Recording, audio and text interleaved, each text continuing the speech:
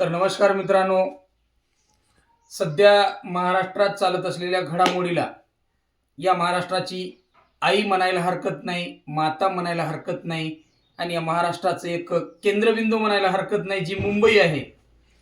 त्या मुंबईला तोडण्याचं, त्या मुंबईला या महाराष्ट्रापासून अलग करण्याचं स्वप्न ज्या कोण्या राजकारण्यांचं आहे, मी त्या पक्षाचं नाव घेत नाही कारण तुम्हा सर्वांच्या ओठावर आहे तो पक्ष.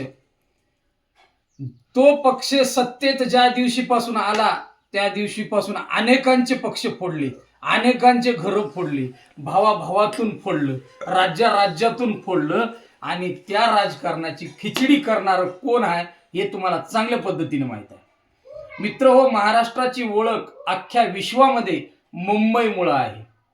आज त्या मुंबईवर कोणतरी तो तामिळनाडूचा कोण आहे माहित नाही मला, त्यानं बोलला की त्याला बोलण्याचं इंजेक्शन देणारं कोण आहे, त्याच्या पाठीमाग हात कोणाचा आहे, त्याच्या डोक्यावर आशीर्वाद कोणाचा आहे, या गोष्टीचा विचार करणं समस्त महाराष्ट्राची गरज आहे. मित्र, आज महाराष्ट्राला जर मुंबईपासून वेगळं करण्याचं स्वप्न आपण जर तोडलं नाही, त्या स्वप्नाचा जर चकनाचूर केला नाही, तर आपण आपल्या महाराष्ट्रातील मुंबईला वाचवूनच याचं समर्थन करण्यामध्ये योगदान देण्यात येतं.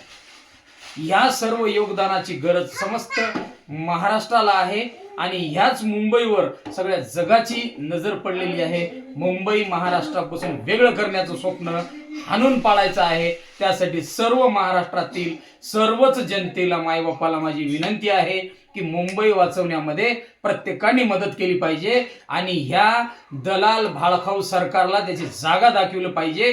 प्रत्येकाने आवाज उचलला पाहिजे. जय हिंद, जय महाराष्ट्र.